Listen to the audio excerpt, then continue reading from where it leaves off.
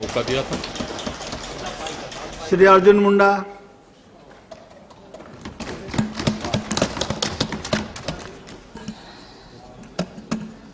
आदरणीय उपाध्यक्ष महोदय, सबसे पहले तो आसन का आभारी हैं कि आसन ने एक ऐसे मंत्रालय विभाग के बारे में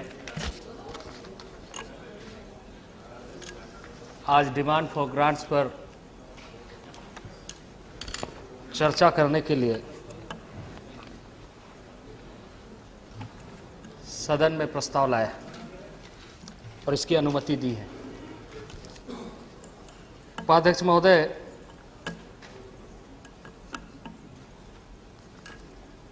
मैं अपनी बातों को प्रारंभ करूं इससे पहले मैं कुछ गंभीर विषय आपके ध्यान में लाना चाहता हूं कि संविधान निर्माताओं ने बहुत सोच समझ करके वैसे लोगों के बारे में विचार करते हुए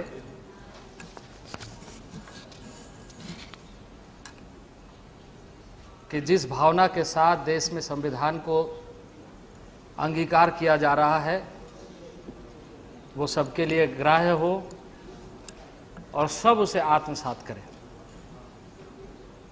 और वैसे लोगों को जिन्हें यह समझा गया कि मुख्य धारा में जुड़ने से काफी दूर रह गए हैं, उन्हें ऐसे अवसर जल्द से जल्द उपलब्ध कराया जाए।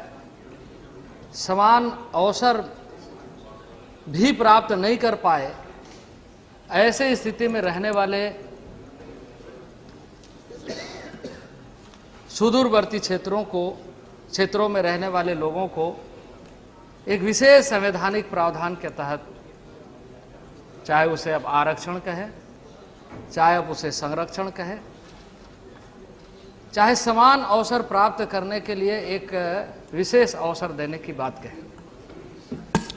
लेकिन दुर्भाग्य इस बात का है उपाध्यक्ष महोदय कि ऐसे गंभीर विषय पर चर्चा होते समय इस सदन में इस विभाग के सिर्फ निरीह मंत्री उपस्थित हैं। मैं इस शब्द का प्रयोग इसलिए कर रहा हूं उपाध्यक्ष महोदय कि हम सभी बात करते हैं संवैधानिक प्रावधानों का कि इस देश में सभी लोगों को समान अधिकार है, और उस समान अधिकार को प्राप्त करने के लिए कुछ लोग जो पीछे छूट गए हैं उन्हें विशेष प्रावधान के तहत समान अवसर प्राप्त हो। लेकिन आज वास्तविक चित्र क्या है हमारे सामने? 60 वर्षों के बाद जब हम इन सारी बातों को देखते हैं तो हमें यह दस्तावेज आज जो बजट प्रस्तुत किया गया है बड़ा आश्चर्य लगता है कि ना यहाँ जो बात करते हैं कई गंभीर विषयों पर चर्चा होती है, उन जंगलों की बात होती है, वहाँ की गूंज सुनाई देती है। गृह मंत्री बहुत गंभीरता से चर्चा करते हैं, ना गृह मंत्री यहाँ पर है, ना प्रधानमंत्री यहाँ पर है। अब आएंगे भी कि नहीं आएंगे ये अभी कहना बड़ा कठिन है। न सदन के नेता हैं। ऐसी स्थिति में इस गंभीर मसले पर हम चर्चा कर रहे हैं। उपाध्यक्ष महोदय, और इसलिए आप सुनिए, परेशान होने की आवश्यकता नहीं, अभी मैं शुरू कर रहा हूं। पता है कितना गंभीर है। उपाध्यक्ष महोदय, शांत रहे, सदन को चलने दीजिए। उपाध्यक्ष महोदय, बोलने दीजिए। इसका जो इन्होंने पिछले कई वर्षों में जो आवंटन दिए हैं, जो खर्चे किए हैं, जो उपलब्धियां वो गिनाने वाले हैं, और जिन बातों की हम चर्चा करने वाले हैं ये तो मैं बाद में इस विषय पर आऊंगा। मैं पहले इस विषय पर आता हूं कि कहां आप राजा भोज और कहां गंगू तेली कर रहे हैं। अब 7 लाख करोड़ का बजट इस हाउस में प्रस्तुत किया, plan budget 11 lakh total 11 lakh. 11 lakh crore का, और देश के आपके आंकड़े के अनुसार 8.5% रहने वाले जनजाति आबादी को आपने, जैसे भोजन के समय कुछ चटनी का भी प्रावधान रहता है, उसी तरह 3200 करोड़ आपने प्रावधान किया, और आप अपना पूरा पीठ थपथपाने में कहीं कोई कंजूसी नहीं कर रहे। कहां 11 लाख करोड़ और 8% से अधिक, आपके आंकड़े के अनुसार 8.5% से अधिक रहने वाले आबादी, कम से कम 1% का तो ख्याल रखे। कम से कम कुछ नहीं देते तो कम से कम ये तो कहते कि हमने 1% दिया। आप बताइए कितना परसेंट है इसका। मैं तो इस विषय पर बाद में आऊंगा, लेकिन जो वास्तविक बात है, जो आप कहते हैं कि आपने रिजर्वेशन के माध्यम से जनजातीय क्षेत्रों के लिए, जनजातीय लोगों के लिए, पूरे भारतवर्ष में रहने वाले लोगों के लिए आप बहुत चिंता करते हैं, बहुत चिंतित हैं, व्याकुलता है आपकी परेशानी से। पूरा देश चिंतित है कि कल्याण मंत्रालय के माध्यम से भारत सरकार कितनी चिंतित है। ट्राइबल अफेयर्स के माध्यम से आप कितना बड़ा कार्य करना चाहते हैं, क्या काम करेंगे आप इससे, कौन सा इंफ्रास्ट्रक्चरल डेवलपमेंट करेंगे, कितने जनजातीय लोगों को जोड़ेंगे।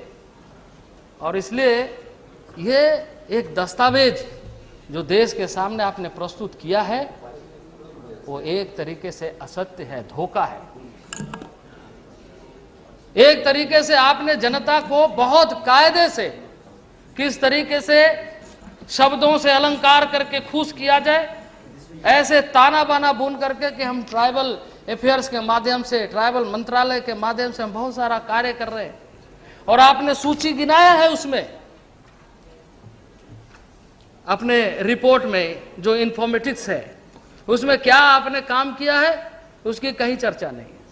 सिर्फ ये काम करता है इसकी चर्चा है, इसका आउटकम क्या है इसके बारे में आपका कोई चर्चा नहीं। आपने एनजीओस को दिया, व्हाट इज रिजल्ट, उसका परिणाम क्या आया, परिणाम के बारे में कुछ नहीं आया।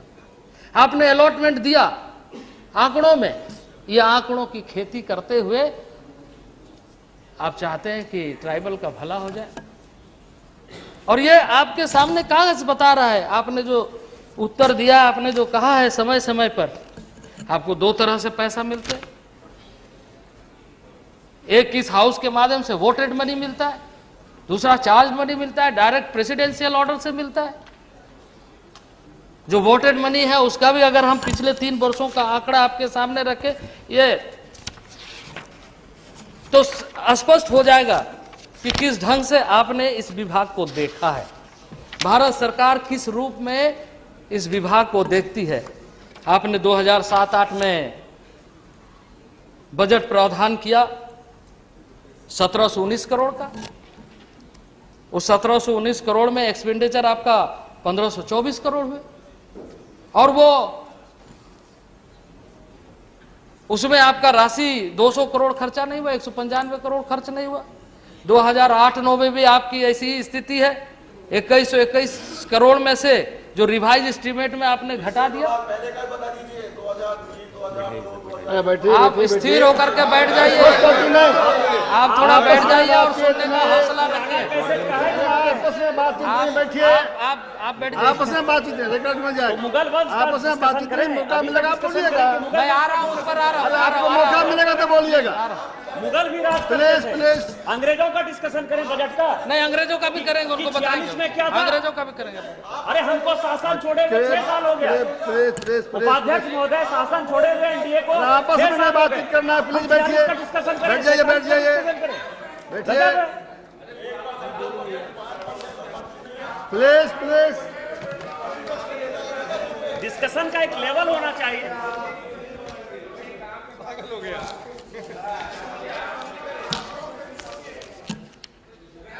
अभी कल तो आप इधर से हल्ला कर रहे थे, आज उधर चले गए। शुरुआत में ऐसी हालत है तो बाद में क्या प्लीज होगा आपका? Please please please please.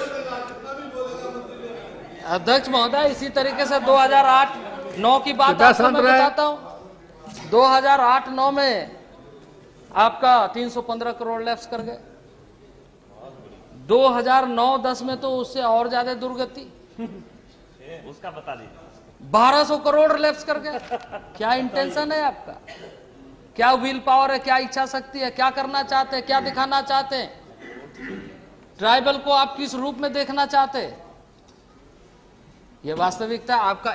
इससे जो यदि हम देश के पूरे बजट को ले और जनजातियों को ले, उनकी आबादी को ले, तो बात कुछ अलग ही कहानी बनती है।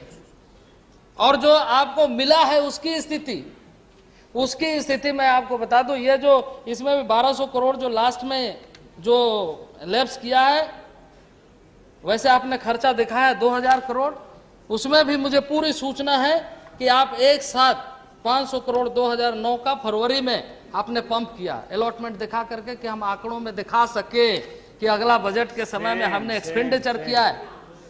और इसी तरीके से आप देखें कई वर्षों के बजट प्रावधान के अनुसार खर्च किए गए राशि, तो आपको यही दिखाई देगा। मैं इस वर्ष के बजट पर आता हूं, इससे पहले मैं इन विषय को आपके ध्यान में लाना चाहता हूं उपाध्यक्ष महोदय, कि ये वास्तविक है, ये तो आपका वोटेड मनी है, चार्ज मनी,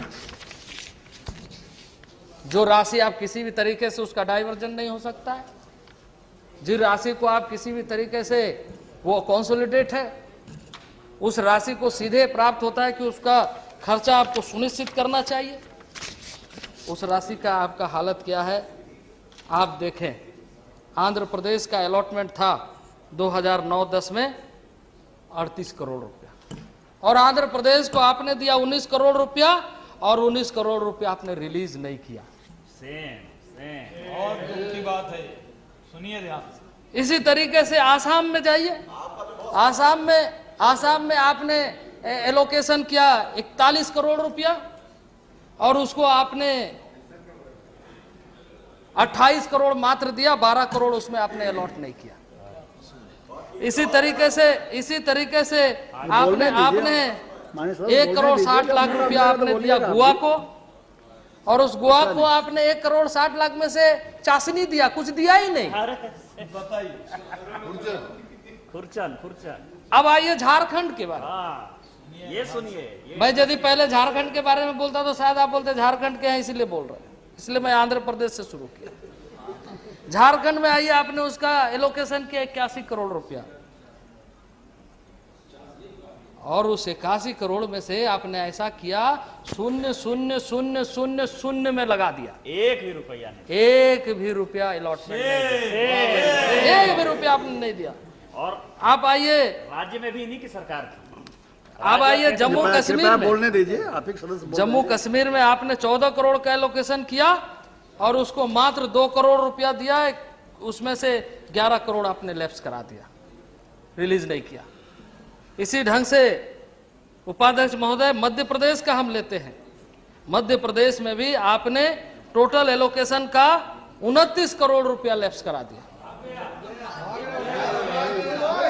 29 करोड़ रुपया आपने लैप्स करा दिया, जो वोटेड मनी नहीं है। इसी तरीके से उपाध्यक्ष महोदय महाराष्ट्र में आपने 51 करोड़ का एलोकेशन दिया, और मात्र उसको 8 करोड़ रुपया दिया। 42 करोड़ रुपया आपने 2009-10 में लैप्स करा दिया। मणिपुर में 10 करोड़ का अलॉटमेंट दिया, वहां आपने मात्र 5 करोड़ रुपया दिया, वहां भी 5 करोड़ 27 लाख रुपया आपका लैप्स हुआ। राजस्थान में 55 करोड़ का एलोकेशन था, जहां आप मात्र 34 करोड़ दिया और 21 करोड़ लैप्स करा दिया। तमिलनाडु की स्थिति वही है, वहां पर भी आपने 3 करोड़ रुपया लैप्स कराया, जहां 4 करोड़ का उनको अलॉटमेंट मिलना था, 1 करोड़ रुपया आपने उसको दिया। उत्तराखंड में 1 करोड़ 32 लाख रुपया मिलना था, वहां भी आपने लैप्स करा दिया। उत्तर प्रदेश में 5 करोड़ 95 लाख देना था, उसको भी 0/000 कर दिया। वेस्ट बंगाल में आपने 30 करोड़ के अलॉटमेंट में, वहां पर भी आपने लैप्स करा। इसमें कोई ऐसा प्रदेश ही नहीं है जहां आप ये कह सकते हैं कि 100% हमने पैसा राज्यों को दिया। यह स्थिति आपकी राज्यवार की है। देश में आप क्या चाहते हैं? एक तो बजट जो आप हाउस में लेकर के आए इनसफिशिएंट है, वो इनसफिशिएंट है ही है। इसके अलावा जो आपको दिया जा रहा है वो भी पैसा खर्च नहीं हो रहा है, उसको भी आप खर्च नहीं कर रहे, क्योंकि पिछले 60 वर्षों में आपने इस बात की चिंता नहीं की कि ट्राइबल डेवलपमेंट कैसे होगा। आपने सिर्फ इस बात की चिंता की कि ट्राइबल का वोट कैसे मिलेगा, और आपने इस बात की चिंता की कि वो जब तक भूखे नंगे गरीब नहीं रहेगा तब तक वो हमें वोट नहीं देगा। आपने वोट की राजनीति की, और आज ये स्थिति आपके सामने है। मैं इस बात से बिल्कुल सहमत हूं कि जिसको देश के संविधान पर विश्वास नहीं है वैसे ताकतों को रोकना चाहिए। वैसे ताकतों के लिए जितना बल प्रयोग कर सकता है भारत सरकार करे, क्योंकि देश के संविधान सबके लिए है। लेकिन उपाध्यक्ष महोदय, मैं यह भी कहूंगा कि जंगलों में रहने वाले, पहाड़ों और कंदराओं में रहने वाले जो लोकेशनल बैकवर्डनेस के शिकार हैं, जिन्होंने प्रकृति के साथ जीना सीखा, प्रकृति को गले लगाए, प्रकृति के साथ जिया, वैसे लोगों के साथ आपने क्या किया? उनकी आवाज को कभी सुनने की कोशिश नहीं की। उसके अंदर जो सीने में दहकते हुए आग है उसको कभी समझने की कोशिश नहीं की। आप सिर्फ चर्चा करते। अब ऐसे लोगों को भी, वैसे लोगों के ऊपर में कार्रवाई नहीं करते, बल्कि उनके साथ आप 5 स्टार में बैठ करके चाय पीते हैं। जिनको संविधान पर भरोसा नहीं है, विश्वास नहीं, वो आपके नुमाइंदे बनकर के घूमते हैं। और जंगलों में जिसके सीने में आग है, दर्द है, करा है, पीड़ा है, जो छटपटा रहा है अपने दर्दों से, उसको संभालने के बजाय, उसको रोकने के बजाय, इसलिए उपाध्यक्ष महोदय मैं ये कहूंगा कि भारत सरकार को इस बारे में गंभीरता से सोचना चाहिए कि वैसे जो हार्डकोर लोग हैं, जो संविधान के खिलाफ बात करते हैं, उसके ऊपर में जोरदार ढंग से कार्रवाई होना चाहिए और आदिवासियों को उग्रवादी बनने से रोकना चाहिए। उसके दहकती आग को समझने की कोशिश करना चाहिए। उपाध्यक्ष महोदय, मैं इस बात को इसलिए मैं कह रहा हूं कि आज मैं यहां पर सर्वोच्च सदन में आया हूं, सांसद के रूप में आया हूं।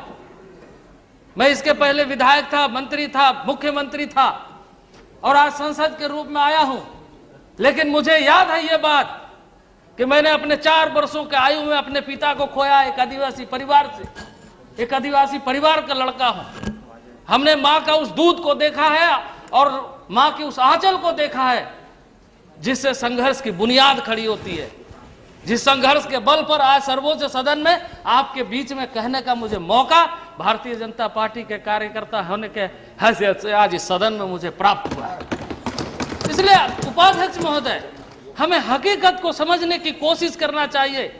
जंगल की आवाज को, आज आप वन नीति की चर्चा करते हैं और यह बात करते हैं किसी को भी, किसी भी व्यक्ति को, जंगल में रहने वाले उनको कष्ट होगा।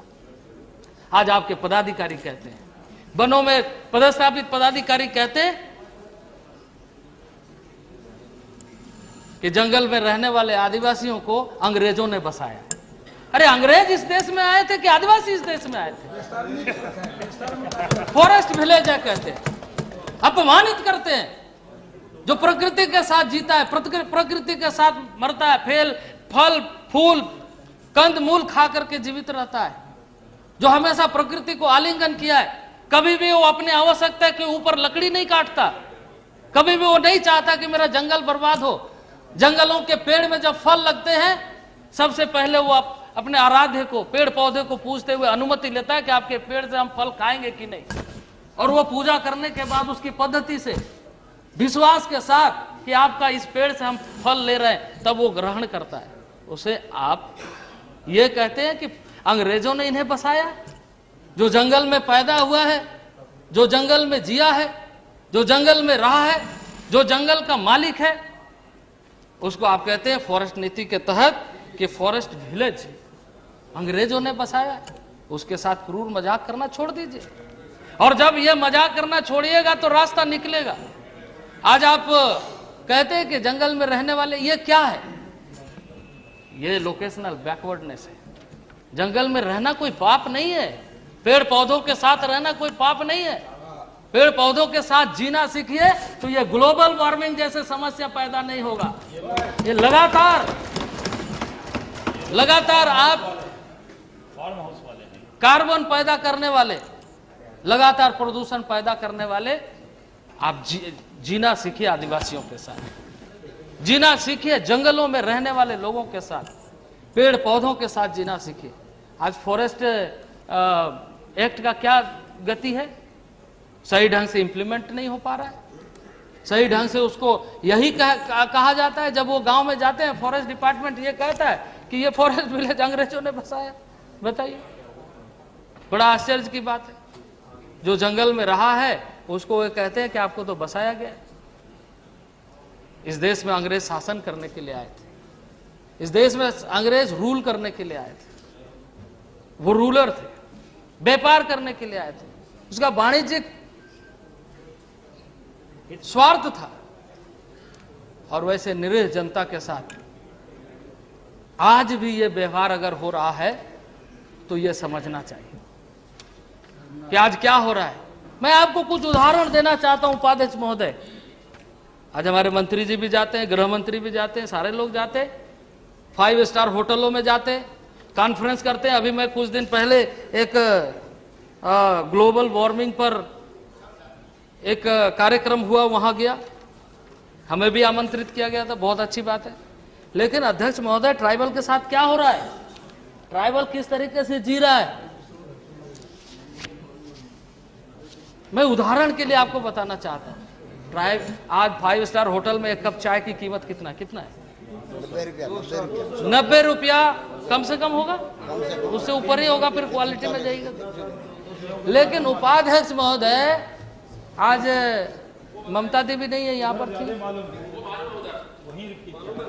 उपाध्यक्ष महोदय, मैं आपको बताना चाहता हूं कि झारखंड में रेलवे लाइन बिछाई जा रही है और उस रेलवे लाइन की हालत क्या है।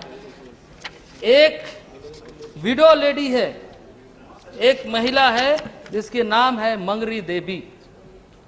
उसका पुश्तैनी जमीन 1 एकड़ 13 डिसमिल जो रेलवे एक्वायर कर रहा है और उनको नोटिस दिया गया है, उस 1 एकड़ 13 डिसमिल के एवज में कि आपका खाता नंबर 45 मौजा चिट्टो, रकबा 1 एकड़ 13 डिसमिल, उसका कुर्सीनामा है और आपको मुआवजा दिया जा रहा है 1 एकड़ 13 डिसमिल के एवज में 1848 रुपया। 1848 रुपया मुआवजा दिया जा रहा है। तो पर डिसमिल उस जमीन का कॉस्ट क्या है? जिसकी पुश्तैनी जमीन, खानदानी जमीन, जिन्होंने मिट्टी से प्यार किया, जिन्होंने जंगलों से प्यार किया, जो प्रकृति से प्यार किया, जो वहां जिया मरा, सारी चीजें किया, उसकी पुश्तैनी जमीन जब लिया जा रहा है सरकार के द्वारा, तो उसका मुआवजा कितना है? पर डिसमिल 16 रुपया। एक कप चाय पिला दीजिए उसमें। यह कीमत है आदिवासी जमीनों की। और आप कहते हैं कि हम आदिवासियों के बीच में काम कर रहे हैं, लैंड एलिनेशन के लिए आर्टिकल 244 एग्जीक्यूट कर रहे हैं। कॉन्स्टिट्यूशन में आपने लिखा है कि आर्टिकल 244 के माध्यम से लैंड एलिनेशन को रोका जाएगा। लैंड एलिनेशन वो कर रहे हैं, वो कोई भी ऐसे आदमी कर रहे हैं, ठीक है, नाजायज है, लेकिन सरकार कर रही है तो क्या ये जायज है? सरकार इस ढंग से 16 रुपया डिसमिल जमीन ले रही है। इस मंगरी देवी का खानदान का क्या होगा? इसका भविष्य क्या होगा? और इसका यदि जवान बेटा है तो वो क्या सोचेगा कि मेरे पुश्तैनी जमीन की कीमत 1848 रुपया सरकार ने मुआवजा तय किया है और सरकार रेलवे जमीन के लिए राशि दे रही है। आज ये स्थिति आज न केवल रामगढ़ जिला में बल्कि देश के सभी हिस्सों में, देश के सभी हिस्सों में यह सारी चीजें हो रही है। बैठिए बैठिए बैठिए बैठिए बैठिए।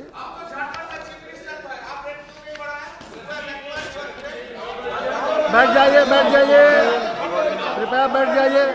रिकॉर्ड बनाया जाएगा उसे, और किसी का रिकॉर्ड बनाया जाएगा एक्सेप्ट अर्जुन मुंडा।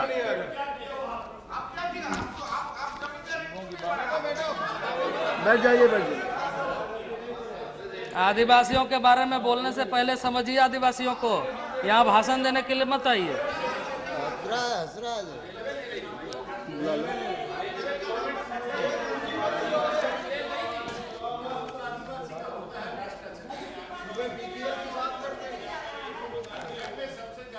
अध्यक्ष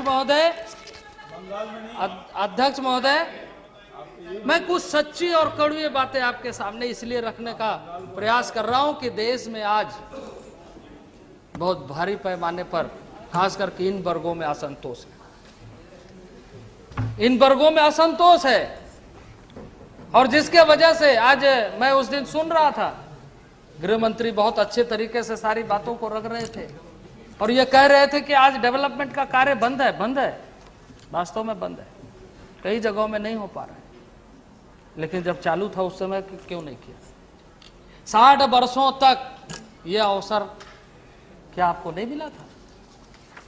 60 वर्षों तक आपने जब शासन किया और उस तक नहीं पहुंचे, पहले तो वो दरवाजा खोल करके आपका स्वागत कर रहा था। अब उनको भड़काया लोगों ने, आपके बुद्धिजीवी लोगों ने, आपके ऐसे लोगों ने भड़काया जो आपके साथ बैठ के चाय पीते हैं, आपके साथ कॉन्फ्रेंस करते हैं, आइडियोलॉजिकल डिस्कस करते हैं, और जिसको आप बढ़ावा देते हैं। इसलिए कई बार चर्चा होती है कि कौन किसको किसका समर्थन कर रहा है। और तब यह स्थिति सामने आती है कि अब उसको किसी भी तरीके से ये चर्चा में नहीं आए, इसकी कोशिश करते हैं। तो वैसे जो बुद्धिजीवी जो जिन लोगों के द्वारा आदिवासियों को भड़काया जा रहा है, सबसे पहले उस पर कार्रवाई करिए, वैसे लोगों को करिए। तो आदिवासी सच्चे लड़ाकू हैं। सभापति महोदय, मैं आपके बीच में कहना चाहता हूं, इसलिए मैं इस बात का जिक्र कर रहा हूं कि 1855 में 1857 में देश की आजादी की लड़ाई प्रारंभ हुई, लेकिन उससे पहले 1855 में आदिवासियों ने संथाल परगना के धरती पर अंग्रेजों के खिलाफ लड़ाई लड़ने का आह्वान किया। वो लड़ाई स्वतंत्रता आंदोलन की लड़ाई नहीं कहा गया, क्योंकि वो जल जंगल जमीन की लड़ाई थी।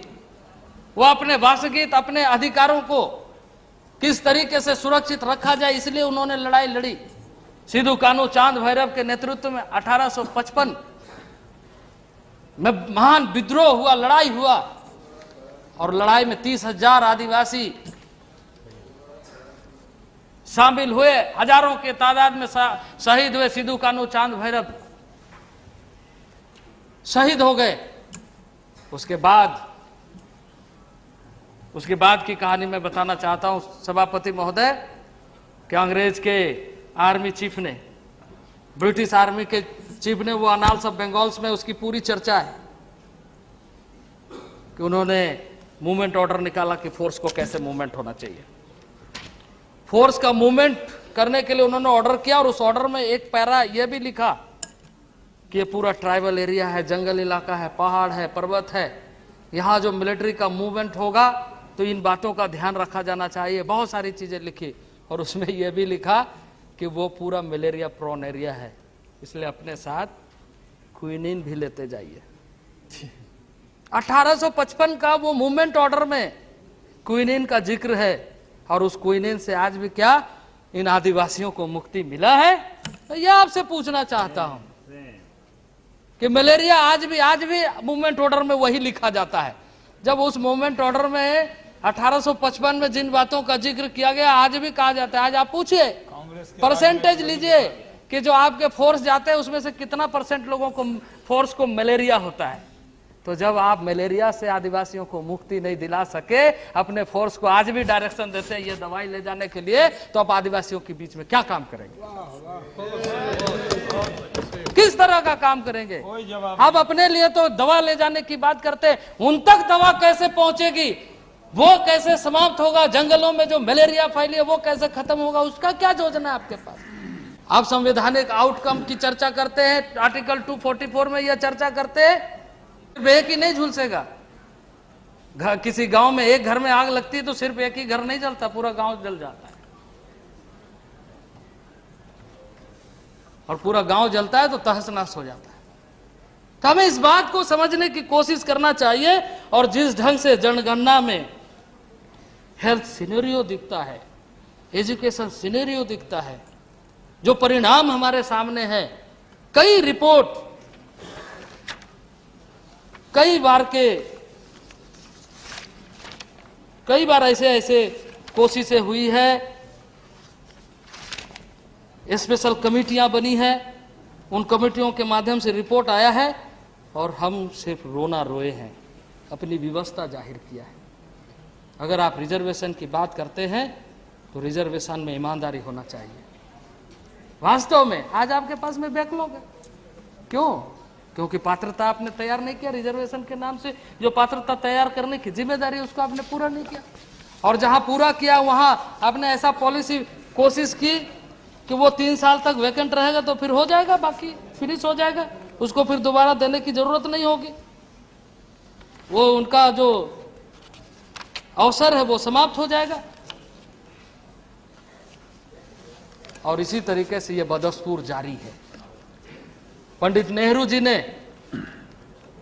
इस देश में जनजातियों की कुछ बातों को समझने की कोशिश की और उन्होंने कहा कि इस देश में इन्वेस्टमेंट पर उसका मूल्यांकन नहीं होना चाहिए, आउटकम पर उसका मूल्यांकन होना चाहिए। उन्होंने कहा कि पंचशील की नीति पर काम होना चाहिए। इस बात को ध्यान नहीं देना चाहिए कि उस पर खर्चा कितना हुआ, इस बात पर ध्यान देना चाहिए कि उसको लाभ कितना मिला। आपने उसको क्वेरी किया? कभी उसकी चर्चा की? हमने तो नेहरू के उन बातों का भी ख्याल नहीं रखा। और आप कहते हैं हम तो खानदानी कांग्रेसी है।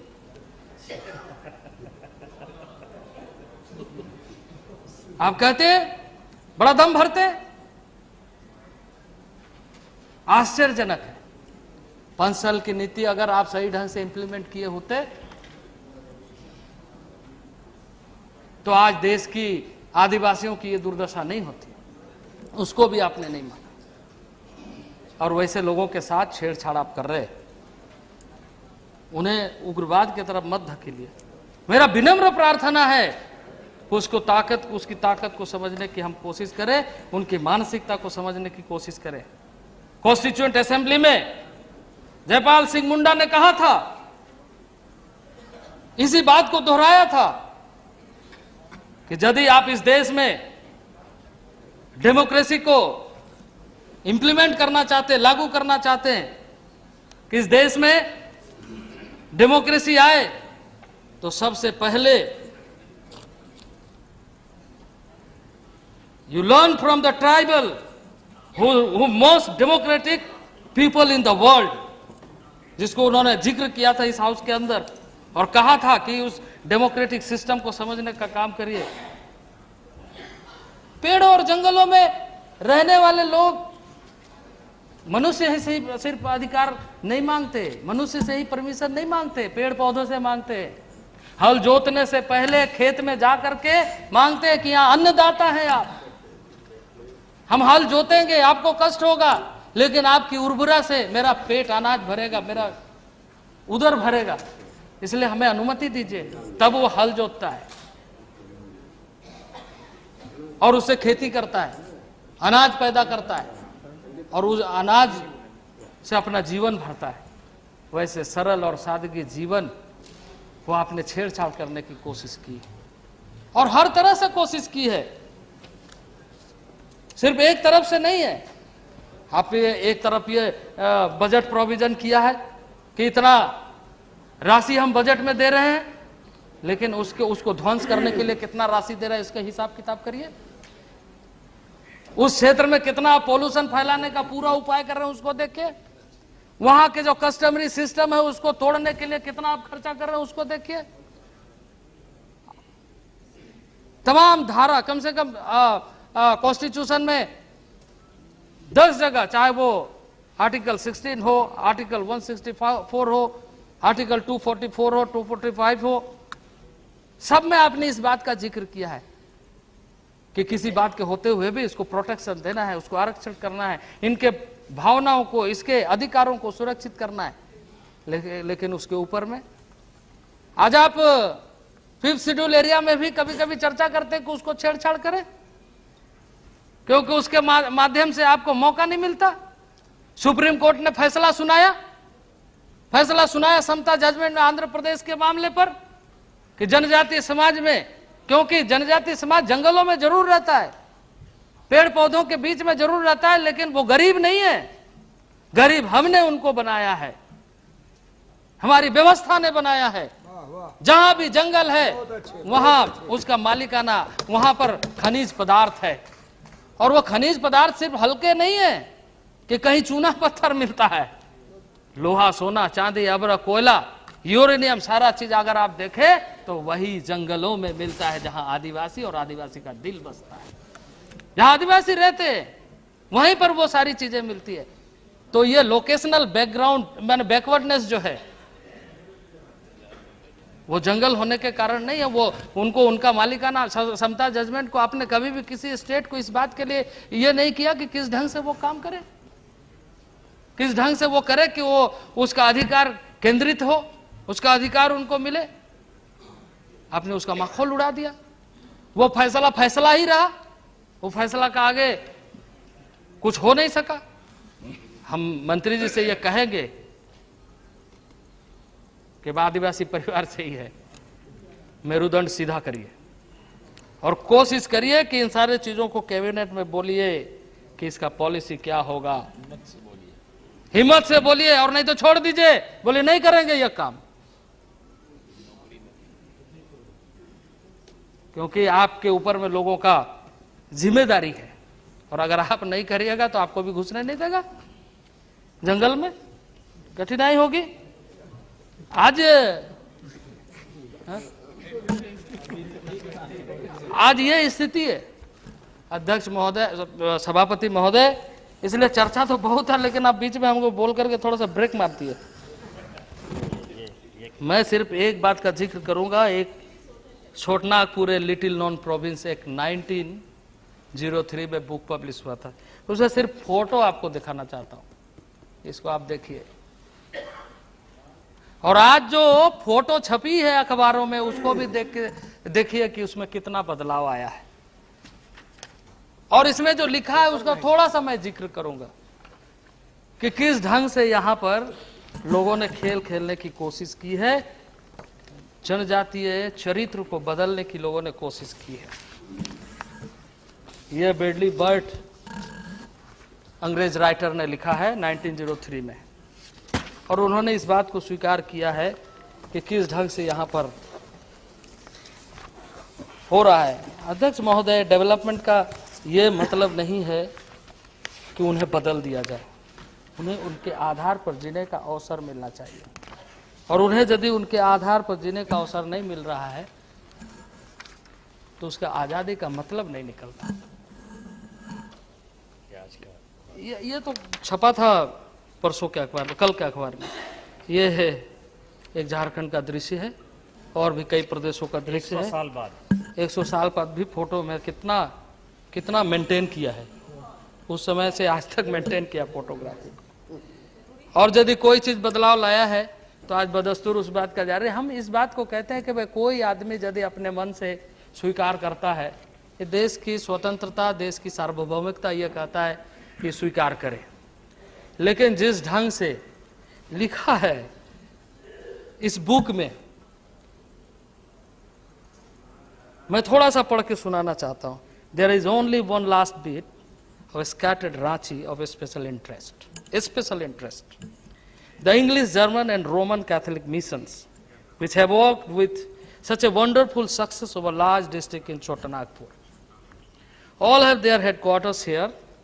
4 Lutheran ministers sent out by Pastor Gostner of Berlin in 1845, where the pioneers of missionaries enterprises. Arriving in Ranchi, they started work among the coals, laboring for 5 years before a single convert was made. 5 साल के बाद एक आदमी को मिला कि वो convert हुआ। convert.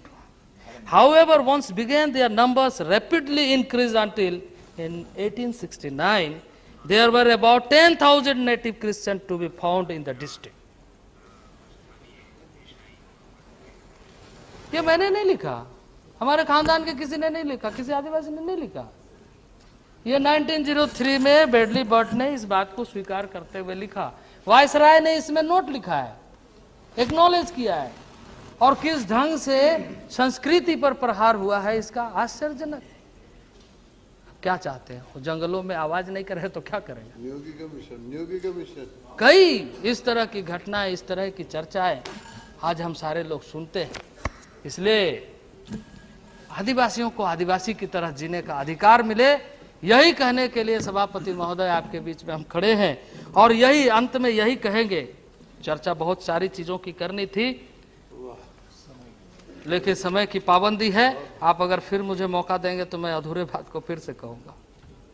मैं इस समय इतना ही कहूंगा। 5 minutes more you can take. Nobody else will get a chance. मैं सिर्फ इतनी ही बातें कहूंगा। Nobody else will get a chance. You can take 5 more, but then I won't give anybody a chance. Please keep in mind. I had told you first. Our 5 minutes high. You continue. There are other people also who want to say something. सभापति महोदय सिर्फ please. मैं ज्यादा नहीं कहूँगा। Go ahead. सभापति महोदय, मैं सिर्फ इतनी बातें कहूंगा कि महात्मा गांधी जी ने हिंद स्वराज की बात की थी 100 साल पहले, 1909 में कहा था। उस हिंद स्वराज की जो प्रकृति थी वो जनजातीय जीवन पर आधारित थी। उस जनजातीय जीवन जो आदर्श भारत की कल्पना थी, उसका यदि हम करना चाहते हैं तो केंद्र सरकार नीड बेस्ड बजट बनाए और उसका इंफ्रास्ट्रक्चर तैयार करे। ये फॉर्मेलिटी नहीं करे कि मैं राज्यों को पैसा भेज दिया, ये पेपर प्रोग्रेस न दिखाए। ये मेरा सुझाव है। नहीं तो ये पेपर प्रोग्रेस प्रॉक्सी रूलिंग में दिखाई दे रहा है आज के दिन में। ये प्रॉक्सी रूलिंग मोस्ट डेंजरस है। ये बात मैं सुझाव के तौर पर देना चाहता हूं, क्योंकि मैं हकीकत के बारे में आपको बताना चाहता हूं। क्या जनजातीय समाज में 1000 में से 1000 बच्चे जन्म लेते हैं, 82 बच्चे जन्म लेते ही मर जाते हैं। ये उसकी हेल्थ की स्थिति है। इसके साथ साथ ही उस जो बचते हैं उसमें से 126 बच्चे 5 वर्ष की आयु पूरा नहीं करते। वो 5 वर्ष की आयु पूरा करते करते मर जाते। पता नहीं मैं मरते मरते कैसे बचा जो यहां आया हूं। इसके साथ साथ ही जो बच्चे बच जाते हैं, 55% बच्चे कुपोषण के शिकार होते हैं। उसमें से जितने बच जाते हैं, ये कुपोषण, ये आंकड़े आपके भारत सरकार के आंकड़े मैं कह रहा हूं, मेरा आंकड़ा नहीं है। और इसके साथ साथ ही बच्चे के कुपोषण की चर्चा, यानी कुपोषण पर आप चर्चा नहीं करना चाहते। Nothing will go on record. Please बैठिए। यानी कुपोषण का चर्चा पर आपको क्या परेशानी ना देने से परेशानी है? Honorable member, please sit down. Let him speak. You sit down. Please. भूखे गरीब Nothing will go on record. अरे आप ले जा रहे हैं आयरन ओर, आप कोयला ले जा रहे हैं आयरन ओर, आप ले जा रहे हैं। कुपोषण होगा तो क्या होगा? रॉयल्टी लेना बंद करिए। आयरन ओर कोयला हमको देना। Please बैठिए। आपको कुपोषण की बात नहीं करनी है।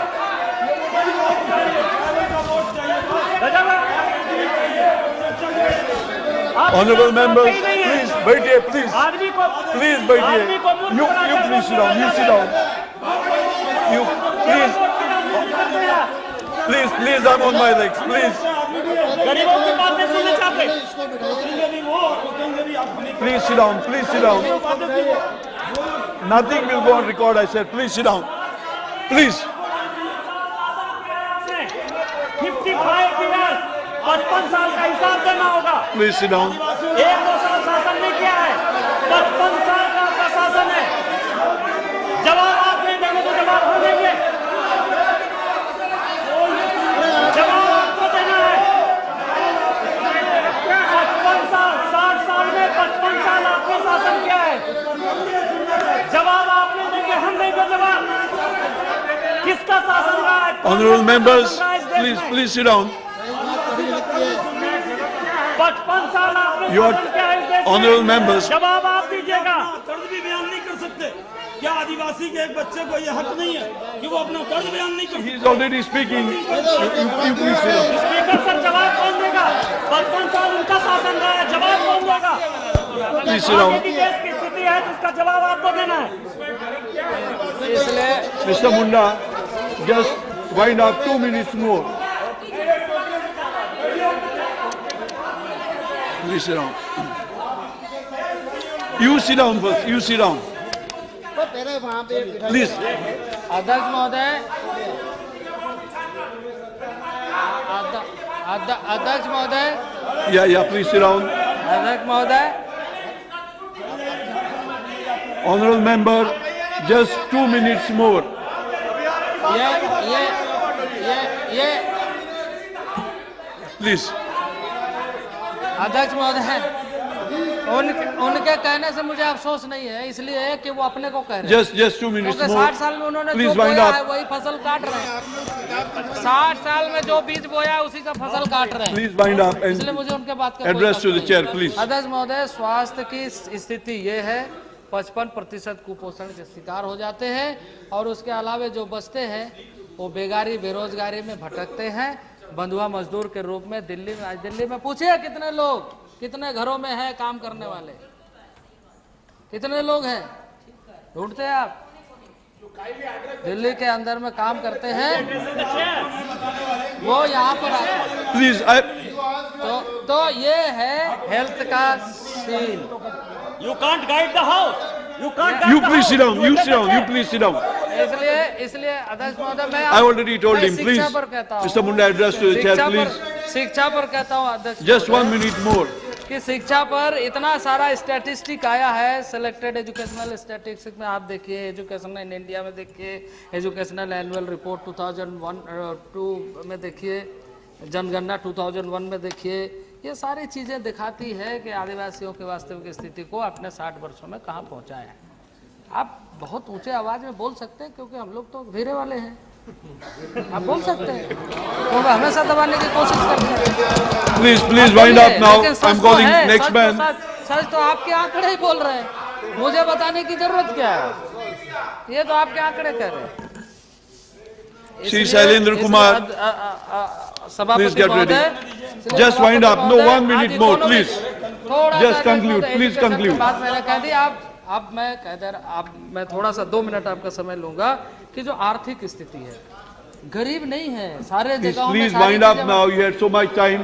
Please, no more. Sir, only few. Please, सभापति 1 महोदय, minute. ये जो आर्थिक स्थिति है उसके एरिया में सारे लो अवैध खदान सारी चीजें हैं, लेकिन वो धूल फांक रहा है। बॉक्साइट में, मांस में काला हंडी धूल फांक रहा है, आयरन ओर में उड़ीसा और झारखंड धूल फांक रहा है, कोयला में धनबाद धूल फांक रहा है। ये सारा आदिवासी धूल फांकने के लिए है। संथाल परगना धूल फांक रहा है और उसकी जमीनें यदि जा रहा है तो 16 रुपये डिसमिल।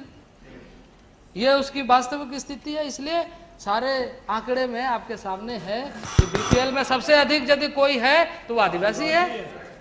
सारी संपत्ति, सारे दौलत, प्रकृति का दिया हुआ चीज को संभाल के रखने वाला आदिवासी आज गरीबी के हालत में जी रहा है। इसलिए सभापति महोदय, इन लोगों को कहिए समझ। Now wind up, please, Shailesh Kumar. आग में जलेंगे। आपने सभापति महोदय, You get up here. Please, Shailesh Kumar, please. You will not be able to wind up. Please, I gave you time. You start here. Nothing will go on record now. Please.